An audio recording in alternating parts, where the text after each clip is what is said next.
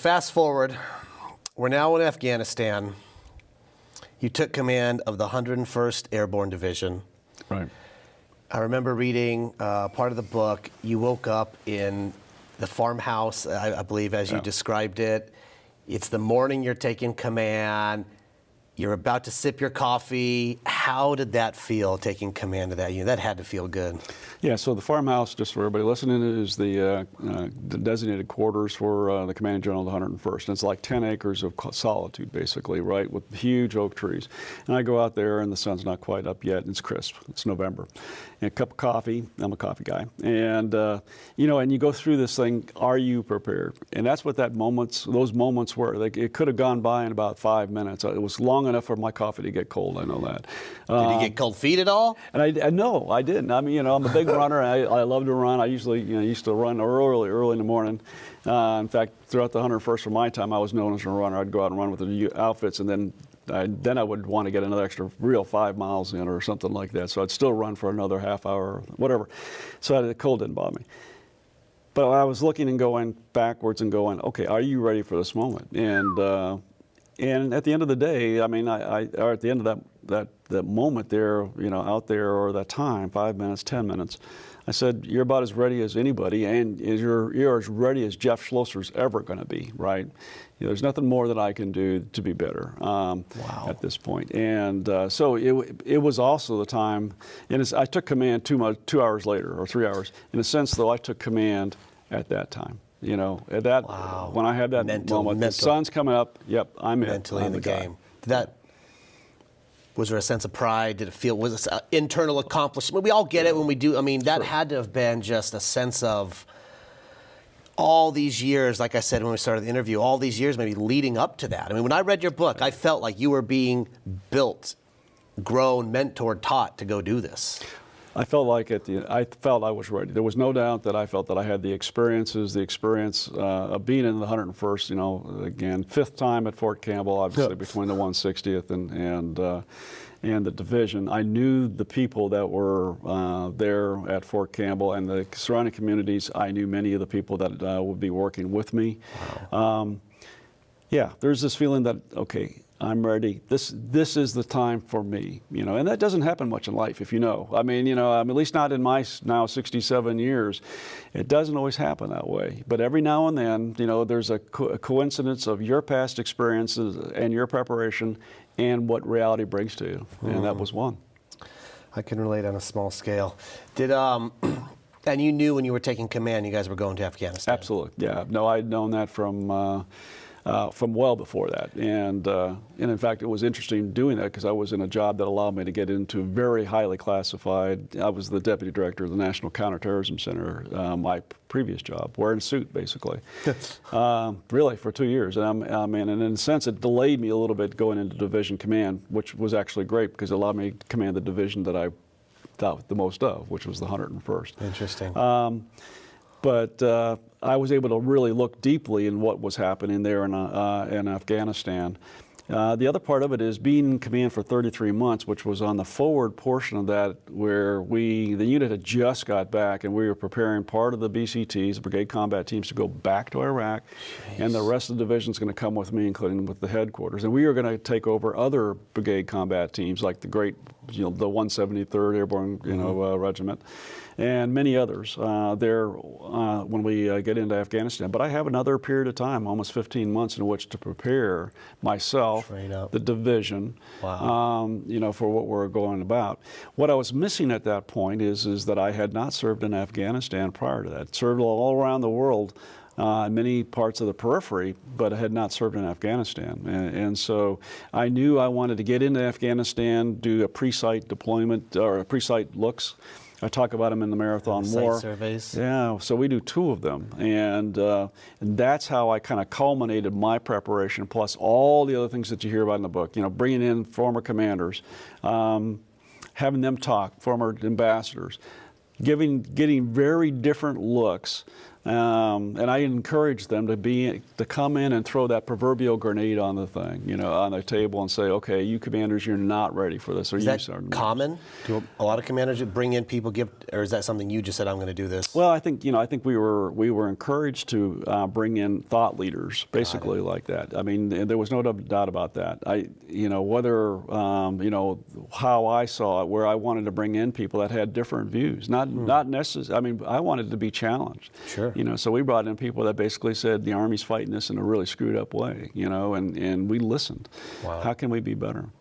You actually answered my question. I was going to say, tell me about how you personally prepare. I know you talk extensively about your site surveys, and for those listening, the site survey is when you, and I'm sure a small team, travel to Afghanistan, see where you're going to go, the conditions, talk to the current battlefield commandos, what's going on, and you do that to just kind of obviously prep and get an education before going there. Yeah. So, I mean, you can do that at a very strategic level. You can talk about all the different goals you're trying to do. I mean, one of them, though, is right down to the physical extent of being in the military. So I well remember in the 101st, we always had very high physical PT, fitness standards. We did PT 5 days a week, no excuses. I don't care what you were doing. And everybody knew me as a marathon runner anyway, and they knew, and we tried to do it really well.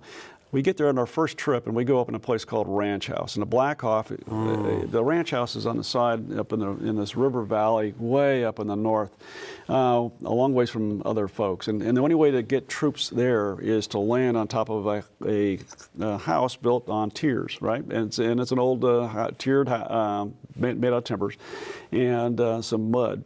We put one gear down and we get off, and then it's straight up.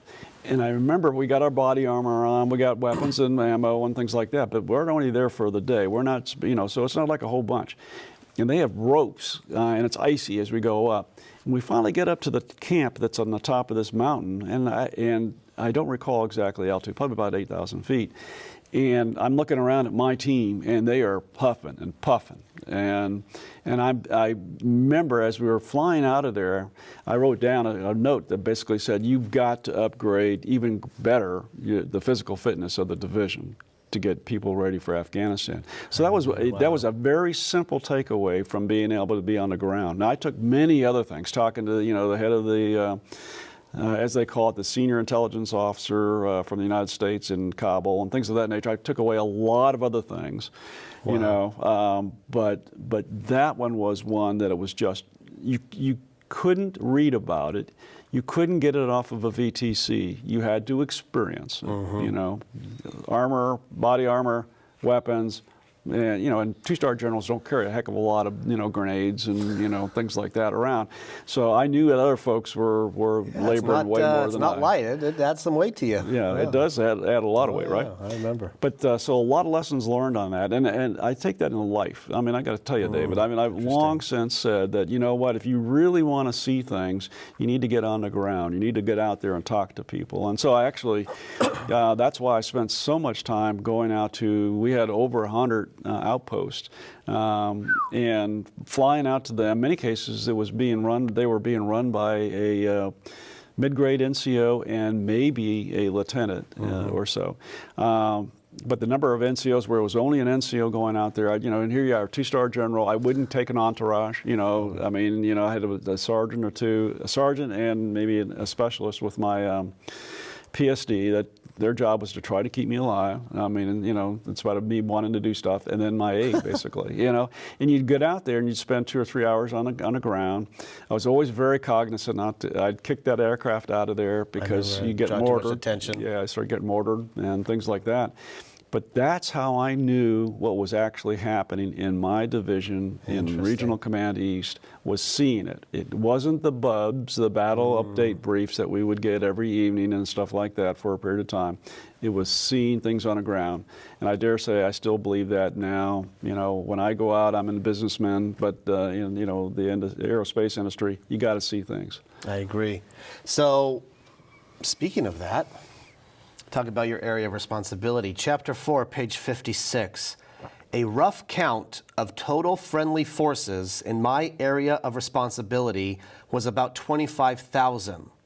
To secure a population of between 7 to 10 million and to defeat an insurgency of 7 to 11,000 fighters.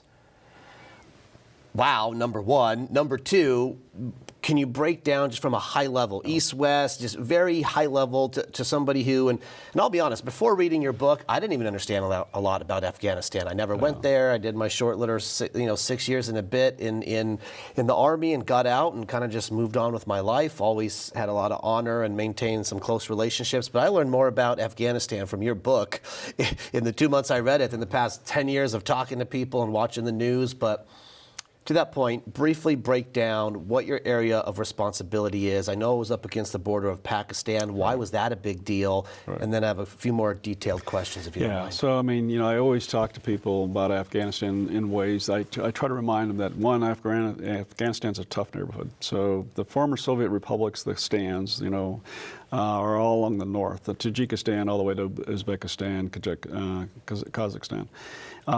To the west is Iran, no friend, never has been, or for at least in almost my lifetime, since the 50s, 60s, and clearly since '79.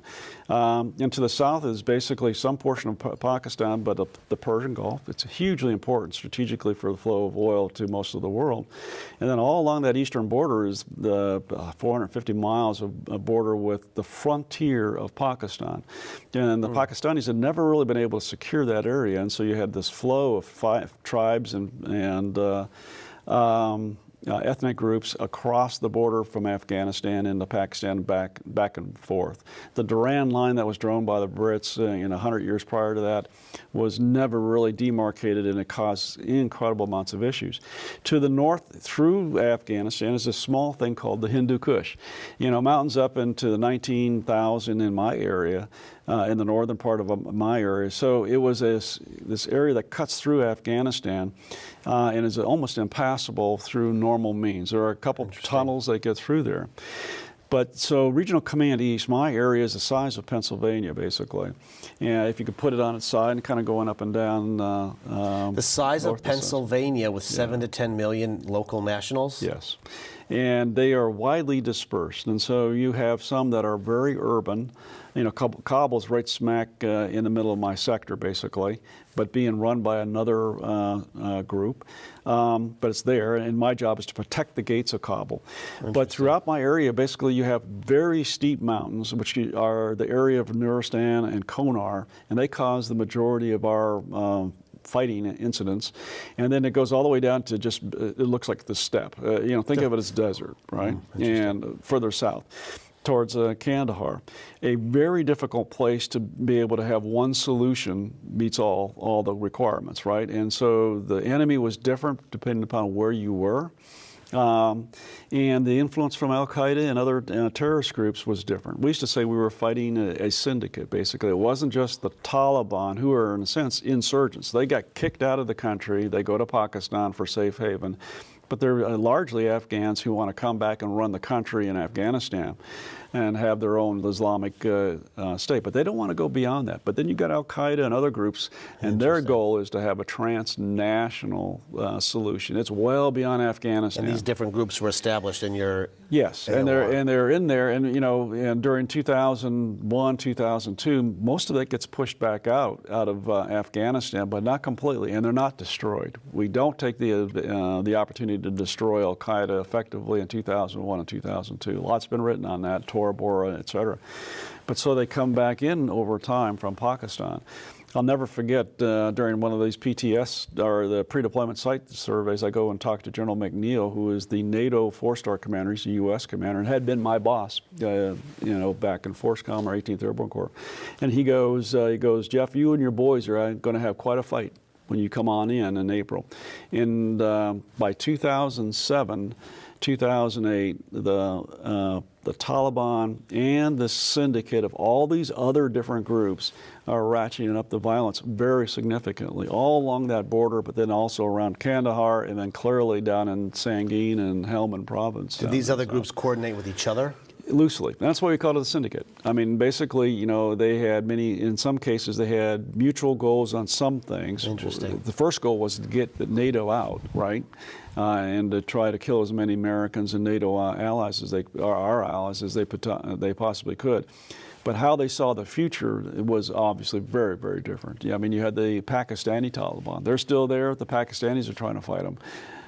But then you had the Afghan and Taliban. So you don't think we did a good job in 01, 02 of just cutting the head off and I think we did an extraordinary job right off in getting started and from the start using our operational detachments, our SF units, our outfits to partner with the Northern Alliance. I thought we did an extraordinarily good job there. We didn't go far enough. They did not have enough on the ground, and having been there yourself, been in the Special Forces, you do really need a large amount of force later if you're going to get into a decisive battle, right?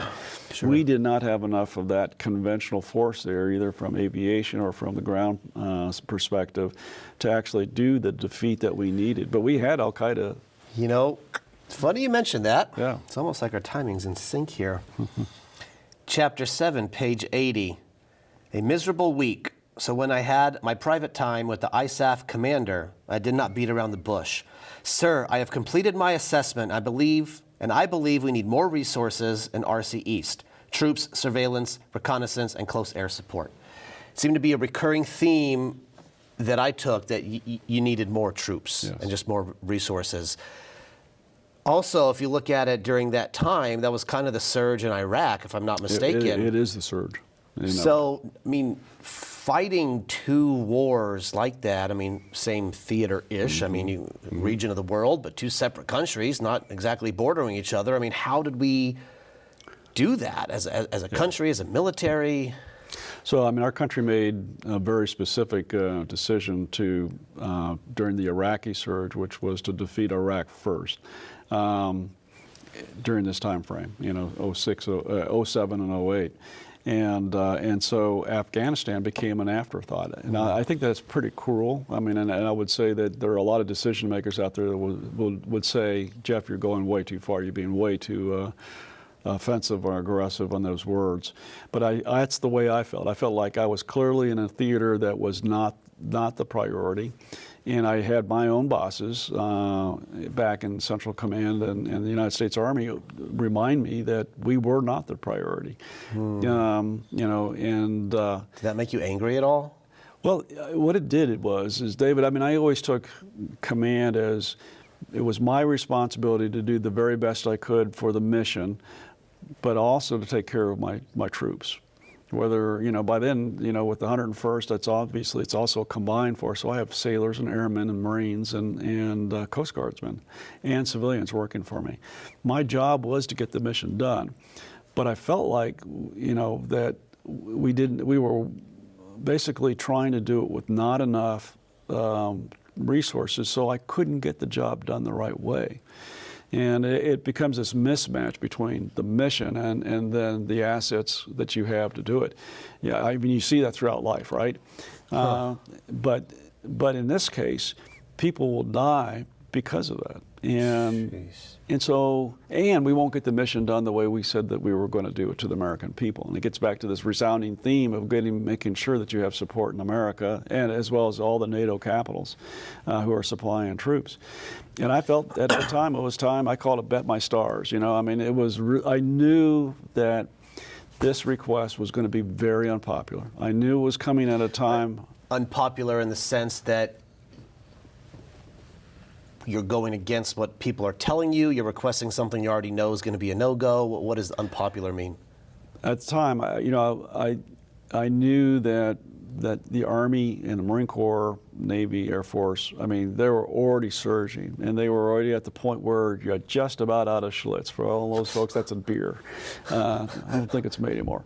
But you're out of resources, right? And yet I'm asking, and as you know, I ratchet the game up. I go public, and that's the opportunity a division commander has. But at the same time, my boss knew, and he supported it, my local boss, the 4-star there, General McKiernan. And I was very clear with everybody who would come inside, whether it was the chairman of the Joint Chiefs, who came very frequently, Admiral Mullen, I have a great regard for him, the Secretary of Defense, Secretary Gates. I was very clear to them and their staffs once I had made this assessment. Wow. And well, later in the book I talk about this it starts off as it's iced, it's a VTC, it's a secure VTC with the Secretary of Defense, and we're briefing them every 2 weeks. And I specifically brief him about Afghanistan. And I believe it was the deputy chairman basically at the time brings this up and says, Jeff, do you want to talk about your request for troops? And at the point there, I really wanted to say, no, sir, I really don't want to talk about it, but I did. And you know, I well remember a very senior person, I talk about it in the book, saying, well, there's not really not enough troops. And then the secretary kind of just breaks the ice. I think it was the secretary, and he basically says, Jeff, ask for what you need. And Admiral Mullen says the same thing. I think it was actually Admiral Mullen said that, and then the secretary said that's exactly right. And it's a fight still through the bureaucracy, but I knew by then that they were giving me the opportunity to call it as I see it. They were trusting me in different ways. It was my job when they came to country, and they did frequently, to show them. Why? Show them why, right? And I think that's how we were successful in being able to raise the number of troops. I know there are a lot of folks out there that think that, well, by just adding troops and capability, ISR capability, intelligence, surveillance, reconnaissance assets, that I was seeing this in a somewhat conventional sense. But in the truth, I was taking total consideration of what my counterparts at the time, first General McChrystal and then Admiral McCraven, what they were doing with the counter-terrorist force, the special operations forces that are in the country. And I'm trying to be in sync with them. They're trying to be in sync with what I'm doing, which I own the ground. My commanders own the ground. And I come in many times. I'm thinking about that because we sometimes made enemies. We sometimes attacked the wrong forces. Deliberately so, and some not deliberate from our view. It was deliberately caused on the ground. We settled a fair number of tribal disputes by not knowing we didn't know what was going on, and we attacked, thinking they were Taliban. Interesting. But I would just say that. There are a few times in life where you have to stand up and be counted. That was one of them. So for me. Was there a potential backlash though, or? Oh yeah, they could have fired me. There's no doubt. Why? What am I missing? Yeah. I don't get it. Because basically they would have just said, Schloesser, you're incapable. I lost. They would just say the term is that lost confidence in your ability to command. Right. And so and I could have done. I could have not asked for more troops, more MRAPs, or ISR aircraft and stuff like that. And I could have muddled through the next 15 months as a commander. I would have lost more soldiers for sure, and we would have been not nearly as effective as I think we were by the time we actually leave there in 2009. I could have gone that way. It was an alternative for me. Is that and that would have been the easy way. Yeah. Wow. Wow. Wow. I think you said, if I'm not mistaken, you should have paid a little bit more attention to when they briefed you on the corruption. Yes. Chapter 3, page 43. Our combat units could fight, build, teach, govern if necessary, and yes, even be farmers. That was an interesting part when I read that. But we were not organized or trained to fight the corruption so pervasive that it made up a significant part of everyday Afghan life. Yeah. Corruption on what level, to who, everybody? Is it just people wanting money so they're going to turn a blind eye to stuff, or even more attack, or what does that mean? So corruption's built into Afghan society, and it probably goes back many, many decades. But by the time we're there, for an example, a policeman's very poorly paid. So in any police act that they do that's good, they demand a payback. They demand money to be able to resolve a safety issue. And on the other side, the police could be very negative and do bad things, and the only way to keep them from doing bad things was to actually pay them off as well. This goes throughout the entire society, not just the police. To get anything done as far as, settling a farm incident, trying to get the local government, and again, we're talking about a democratically elected national government who have appointed provincial leaders. Think of them as states, and then districts. Think of those as counties. They are appointed down there. But the bureaucracy the oil that does the bureaucracy that's running this bureaucracy isn't competence, it isn't taxes, it is basically paying for a service out of your own pocket. And so that level of corruption, and again, the reason why I say it's decades, probably hundreds of years old, is that you have disputes and they eventually get solved by either paying somebody to do something bad to resolve this dispute. And the whole country is basically, it operates on corruption. And so we should not have been surprised here at the end during the Afghanistan, this chaotic withdrawal, when you start seeing outfits with fold. I mean, part of the corruption is that we were not smart enough to realize that there were ghost soldiers out there. Eventually, the reports come out from the Inspector General and things like that, and we know that over time. But outfits would be maybe 60% real soldiers, and then 40% dead dudes, or just names. Just names on a roster. Just names on a roster, and that commander, that payroll was coming to that commander, right? And so, and then just think about equipment being given to the Afghan army. Some of it's being sold off. I mean, weapons, ammo, food. Yeah, we saw that in Iraq. Yeah, you saw that in Iraq, right? But it's throughout the whole society. It's endemic to the society. Do you think when the Taliban was controlled, they just kept a lid on it more because they ruled with such an iron fist, per se? I think that they are trying, and when they were there, they tried to work on corruption, and they did it with just a very very hard-handed, way of doing it, which they would kill you or execute you, cut your hands off, things of that nature. I mean, but they didn't solve it. And then, and of course, the drug money is another whole portion to this whole thing. Let's remember, that the largest poppy fields in the world are in Afghanistan. The largest amount of heroin, opium is being produced there. And you saw initially when the Taliban ran it before 2001 that they tried to stop the corruption. They tried to stop the production of opium, and it lasted 1 year. And basically, all the farmers were going to rebel against them, and so they let it go again. I dare say you're going to continue to see maybe half-hearted attempts by the Taliban to stop this opium and poppy yet again, but they're going to have to retrain an entire society to get it off of this. And so, probably below all the corruption, it isn't because people are terrible people. It's because they've grown up in a society that is fueled by poppy and requires. I mean, their whole way of life was being oiled by money being passed one way or the other, and not a lot, but enough that it made a difference. So, do you feel, to a certain extent, you talk about corruption, and this may just be fear, actually, more than I think about it. The battle, and was it Wont? Is that a city? It's a small town. It's a small town. You talk about, first and foremost, I had no clue about that. I mean, when I read that, I literally it gave me chills down my arm reading that, and the heroism that we displayed, because we got sucker punched the way I read it. I mean, I think you talk about some lessons you learned about. Incredible. So briefly talk about that, because that battle, I mean, the villagers just left and provided almost a safe haven and a staging for the Taliban to come in and attack and pretty much overrun an outpost. And what was that like? Yeah, so it's again a very remote area. Wont is a district center, basically up in the high mountains.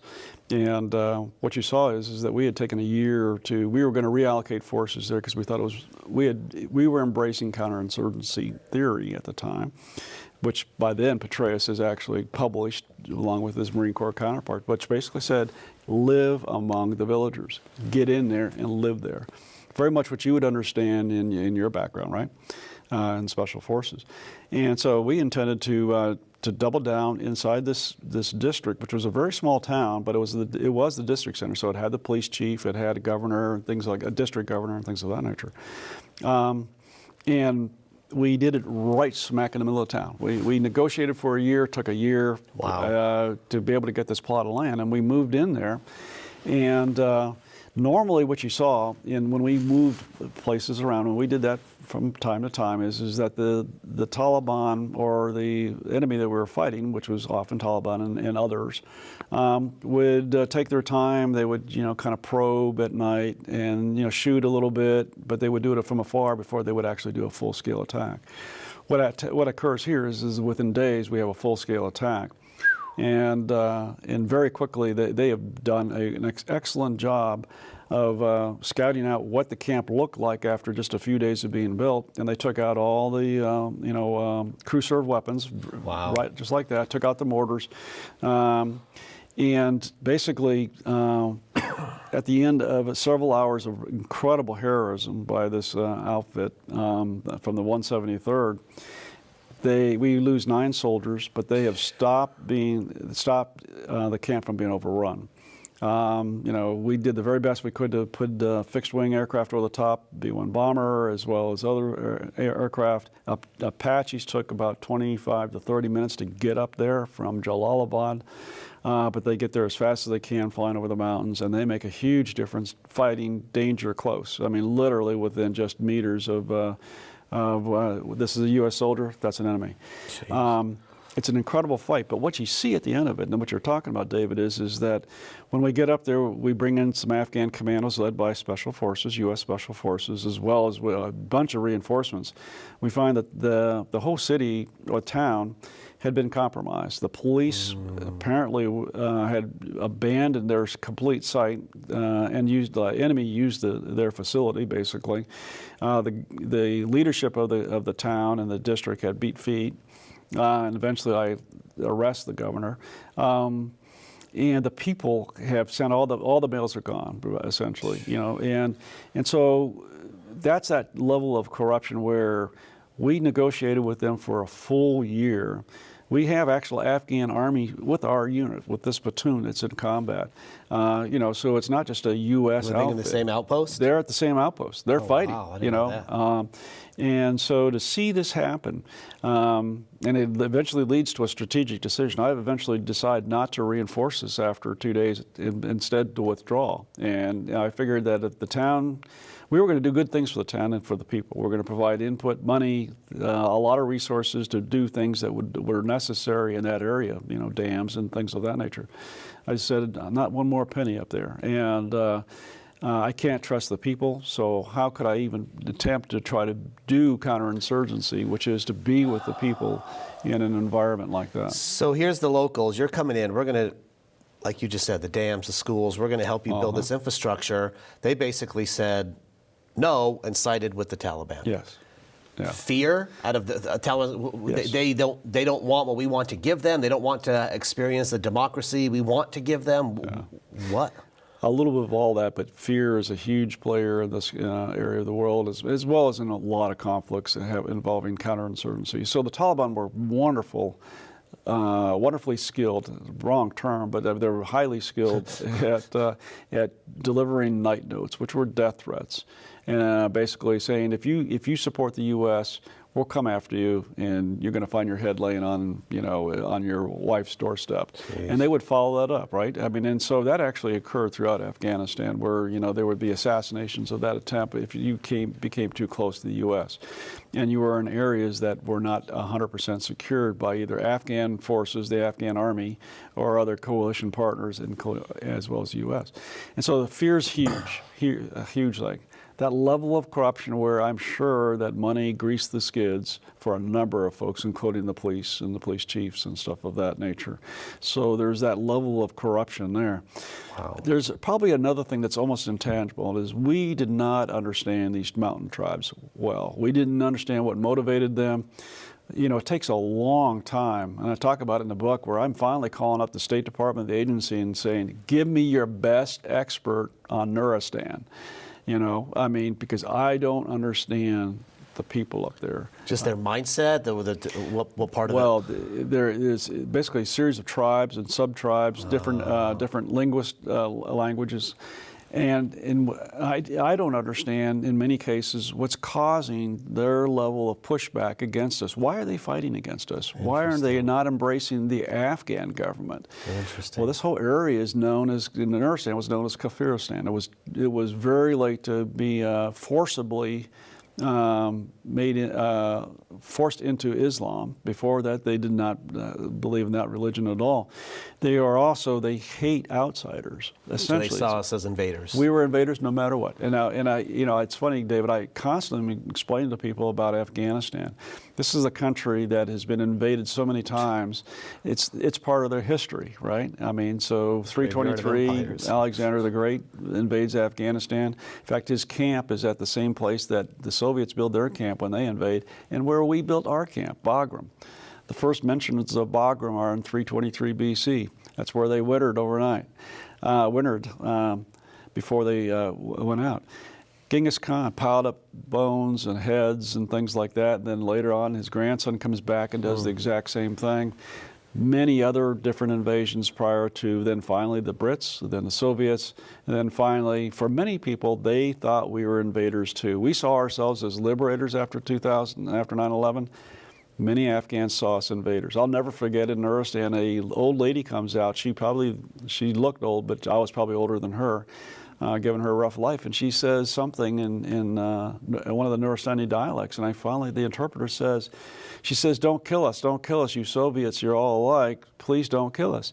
And to her, we were still the Soviets. I mean, and life hadn't changed since the Soviets had left in 1989, and here we are in 2001. They saw us as, many of them saw us as invaders. I'm going to ask about that a little bit later on. One last question about your time in Afghanistan, and I know I'm going to probably get a lot from this myself, but kind of decision making, because you talk about, I say Article 15, I don't know what the term is. Non-judicial punishment, they call it. Right, but there's different levels you have to do it, Chapter 13, page 137, over the course of my command in Afghanistan, I fired several officers and NCOs. A handful were clear-cut, criminal actions or violations of the UCMJ. Most were judgment calls, what we commonly call lost confidence in the ability to command or lead. And in these, I wrestled with each case. Yeah. So the criminal actions kind of easy, yeah, right? Easy. So the other ones, you just lost, they didn't do anything wrong per se, you just lost confidence in their ability to do their job and lead.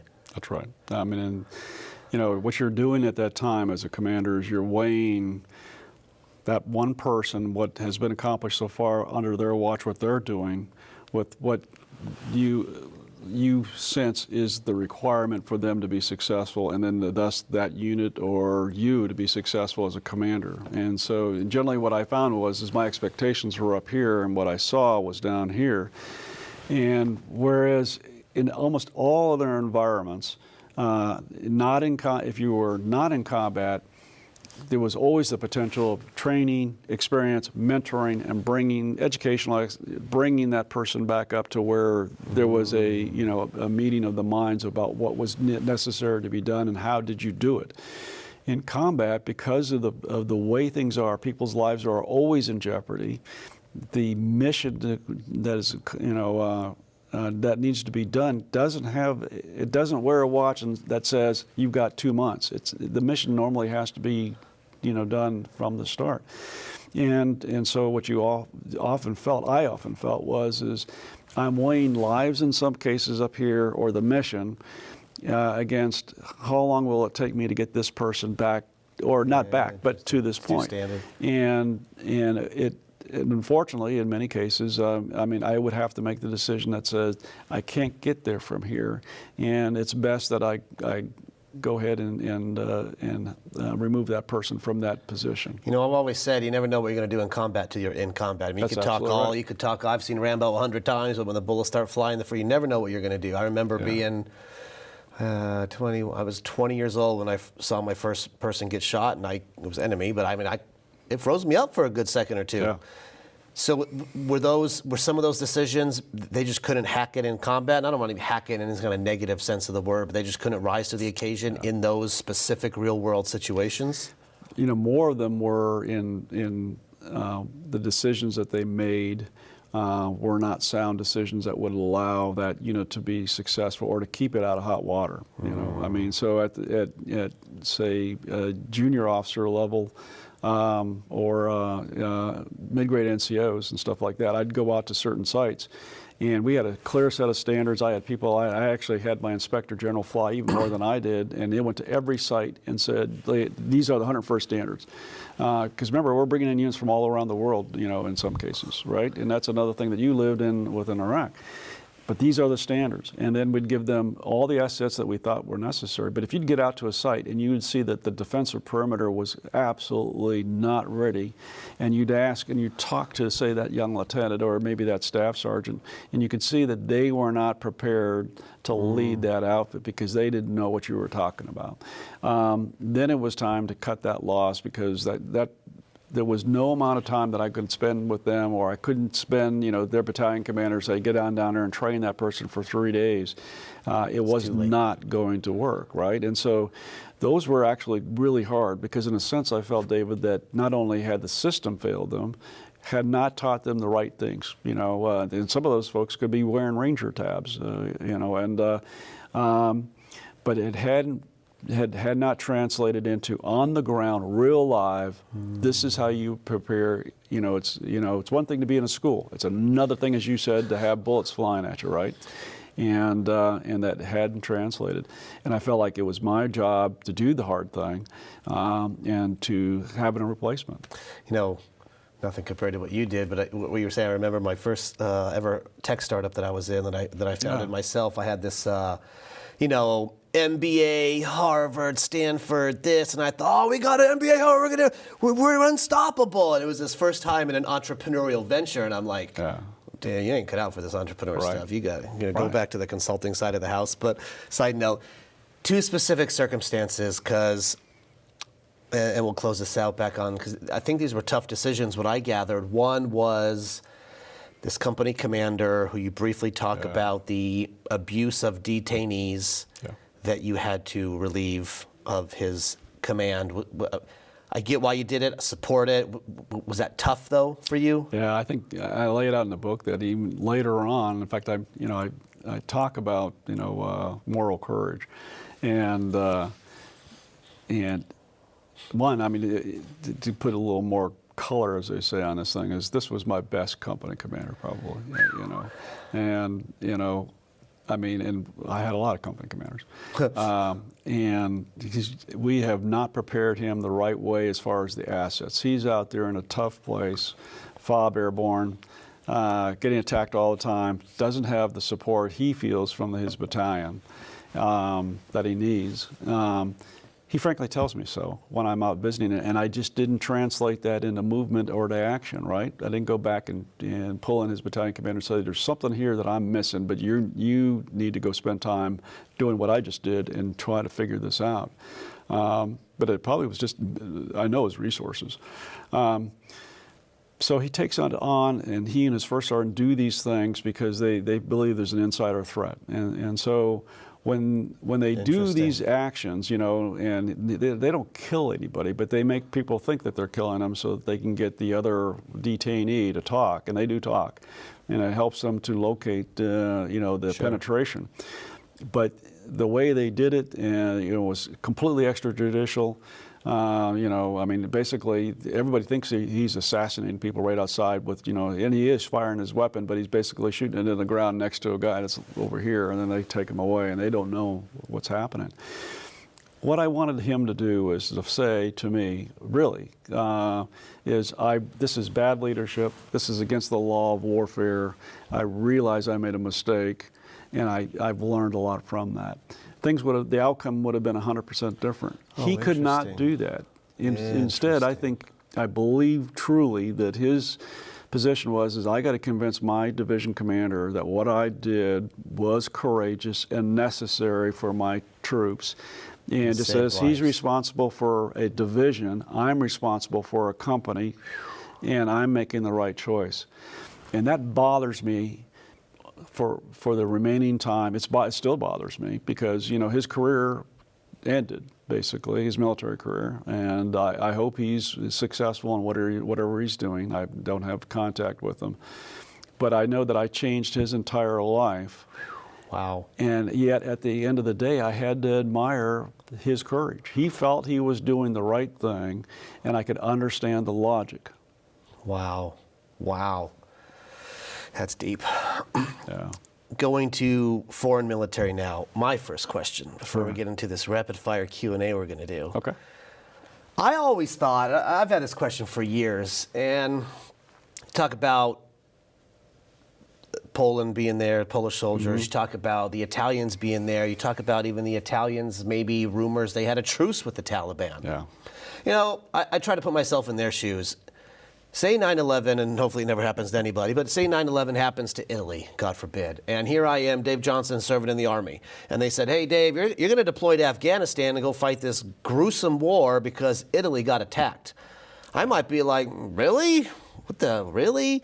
Yeah. I mean, do you think these foreign, do they want to be there? What was there? You worked with them, so what was that kind of environment like? Well, you know, the difference in Afghanistan is that NATO actually declared basically an out-of-sector mission, and so you had these NATO countries coming on in at the time, plus a lot of non-NATO countries as well. I think that the majority of the soldiers that I talked to and dealt with, both from the leaders all the way down, because again, I commanded you know, both Polish forces, French forces, a variety of other non-NATO countries as well, Latvian provincial reconstruction team. I would talk to their soldiers, and most of them felt like the attack that occurred essentially in not only in New York and Washington, D.C., was an attack not on America, it was an attack on countries around the world that had very similar thoughts about freedom of press, not press, but freedom of the people. You know, they saw it as an attack. I think many of them, especially initially during that first decade of war in Afghanistan, in which we're really talking about, they saw it as an attack against one, but an attack against all. Wow. So I don't think many of them felt that way. Now, I could easily see, I can understand what you've just described. You know, I mean, I can understand that soldier out there and from another country, and it's kind of like going, this is a U.S. fight. They got attacked. You know, I'm not into it for this, and therefore I'll make these type of, you know, corrupt types of agreements with the Taliban. You know, there were rumors of that. I never proved that. You know, I did mention that. But I'd say by and large, given the provisos of the governments on their forces, they did pretty well around, you know, the sectors, whether it was the Germans up in the north, the Italians to the west, also just south of me, the UK and the Canadians in the south, Turkish forces and French forces in Kabul, and then obviously the French forces and Poles with me.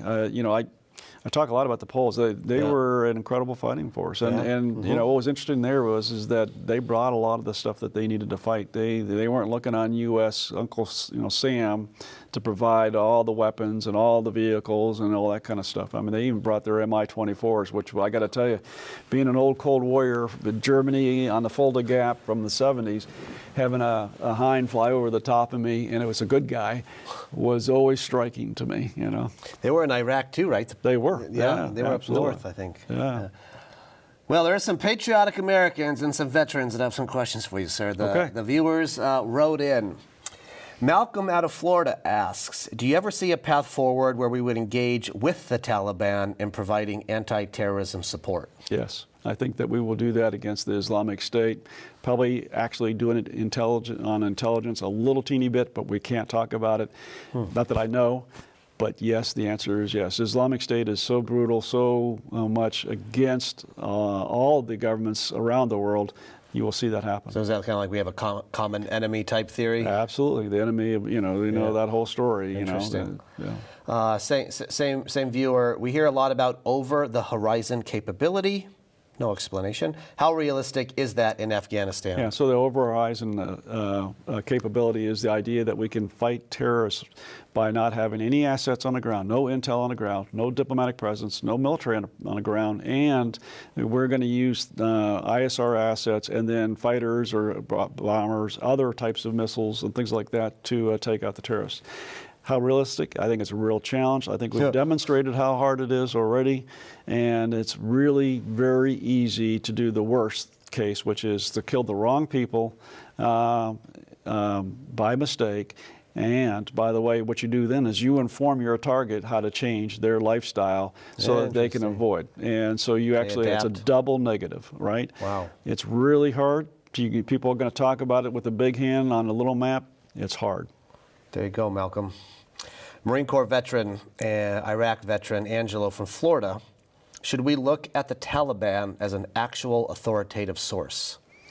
Yes, I mean, I think so. I mean, you know, let's look at this. This is an organization or a group that basically has a religious foundation to it, but they want to rule Afghanistan enough so that they fought for 20 years. Should they be authoritative? Yeah, they're going to be authoritative. They're going to be, you know, you're not going to see a democracy in Afghanistan as long as the Taliban are there. But what you are going to see is that they are kind of trying to do what, given their beliefs, they are going to try to make a better country. They are not prepared to do so unless they co-opt some of the former Afghans that have been trained over these last 2 decades by us. Wow. And then a lot of people, I think you've probably been asked this, or how would you have handled the departure and withdrawal from Afghanistan? Yeah, so first I would not have withdrawn. Interesting. I believe, and I just want to say, you know, I'm a product of my own things, but I was a baby in the Army of Occupation in Germany, okay? I mean, all the pictures of me in 1954 and 55 as a toddler are on rubble. That's 9 to 10 years after the end of World War II. It takes a long time. The U.S. Army is in there as an Army of Occupation still in Germany in 1954. We still have forces in Germany. We still have forces in Japan. We have forces in Korea after that conflict. We have forces, not many, but some in Kosovo. Around the world, the reason why we have forces is not to be benevolent. We're not out there to provide a service to those countries. We are there for our national security reasons. In some cases, they have to do with the security of that country, maintaining the security of that country. My belief is for a relative handful, a percentage of, you know, basically we were down to very close to between 2,500 and 6,000 soldiers, sailors, Marine, airmen, and others on the ground. That would have made good sense for us, and that enabled our NATO allies to keep almost 10,000 more troops there, and it enabled the Afghan army and the government not to fold. I would not have left. Wow. Thank you. Rob from Hawaii asks, what lasting effort did your command and the war in Afghanistan have in promoting long-term democracy? Yeah, so I mean, that is probably that's probably the biggest question out there when you take a look at it. So why did this government fold so fast once the Army started to fold? And in the Army one, you could have easily seen that happen over a period of time, because you saw they took away the U.S. backbone, the NATO backbone. They no longer had air. They no longer had logistics. What did you expect? You know, to see that Army was going to fold. The government folding as fast as it did meant that we did not do. And so I'm going to take the opposite tack and tell Rob. What we didn't do, Rob, is we did not build institutions that had all the way down to the local level enough support from the people to maintain governments in that country once that lifeline was cut off of either logistics from the U.S. or whatever. So we failed. They couldn't self-sustain. They could not self-sustain. So that's what we did not do. The second thing we did not do is we did not address the incredible corruption what we've already talked about in that country. What we did do is we gave a dream of self-governments, a dream of education that would result in entrepreneurs, in musicians, actors, journalists, TV shows. We gave a dream to an entire generation, and you can't kill that dream. They have it in the Afghans that are stuck in Afghanistan. the people that are in this huge diaspora that are coming to the United States and NATO countries and elsewhere throughout the world, they have that same dream. Tasted it. And whether we did that purposely or just by sheer being with us and watching us for not only my division's 15 months but others, I think that is the most critical thing. We gave a dream to an entire generation of Afghans. Well said. A couple more. Kevin from California asks, when were you ever faced with major orders, major in bold, you disagreed with? What type of disagreement was it? Moral, ethical, tactical, and what did you do? Yeah, so I think it's probably what we've already talked about is that my orders to go in there were to take what I had, roughly 25,000 troops, and the assets that we had brought in and do the very best I could.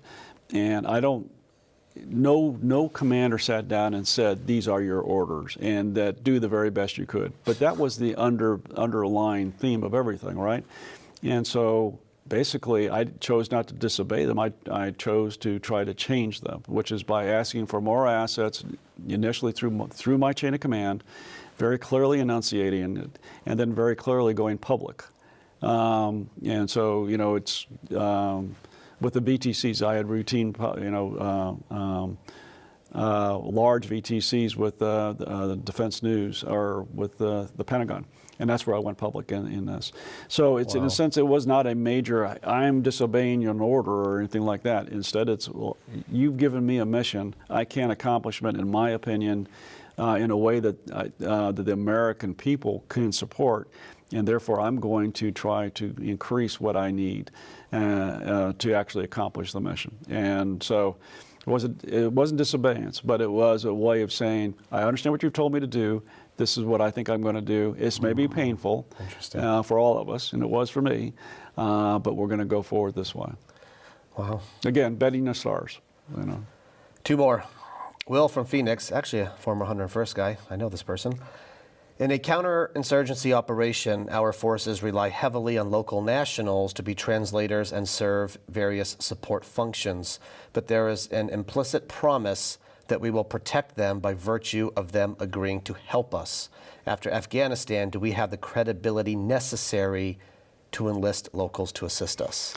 Yeah, Will's right. I mean, in fact, a lot of us vets are still trying to help get Afghans back out of that country that deserve to get out of the country because they've supported us, not only as translators, interpreters, working in all of our areas as far as they took over entire functions in many cases and actually had a career out of it. Some intelligence operatives, I can go on. The list is huge, right? All of their families are, in fact, also in jeopardy, and in fact, some are being hunted down today and being assassinated, and their families are being imprisoned or impoverished at the very least.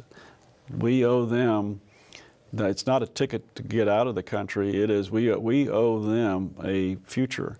And in most cases, that has to be outside of Afghanistan, given the situation right now. Will it hurt us in the future? I think those folks that actually take a hard look at Afghanistan will be very hesitant for a period of time before they sign on to support us. That said, in the history of warfare, what you see is that most people have a very short memory, and these things will be forgotten, Which we believe we talked about in one of our phone calls prior to this. It's no longer in the news anymore, and it's not forgotten to a lot of people, but to a lot of major. Yeah, like I wrote in the book. I mean, it's America can forget about Afghanistan. Afghanistan won't forget about us. That's true in so many different layers, right? I mean, and I talk about it as far as counterterrorism. In other words, folks like Al Qaeda from Afghanistan come hunting us. But the truth is, there's far more about it. The people of Afghanistan will remember our generosity. They will remember the things that they learned from us. And so no matter what, no matter how mad, how angry they are at America right now because we left them behind, what do they want to go? Where do they prefer to go? They want to get out of Afghanistan, and most want to come to America. To them, it's a dream. It's one it's not slightly tangible at this point in time. Do we owe them a chance of trying to do it? Yeah, we do. Last one, Scott from Phoenix. Just in life, you go in with expectations. You come out with reflections. What do you currently reflect on? Yeah, so I mean, when I reflect backwards, I feel like this was a mission that we never quite accomplished, right? I mean, and so as just look at it as American or NATO troops, you go in and you fight for what is 2 decades. You know, for me, my son fought there as well. I tell the story. My dad actually went there after he retired back in right after 2001 and helped try to set up the Ministry of Defense as a military contractor. 3 generations in this war. As I reflect back, I feel anguished.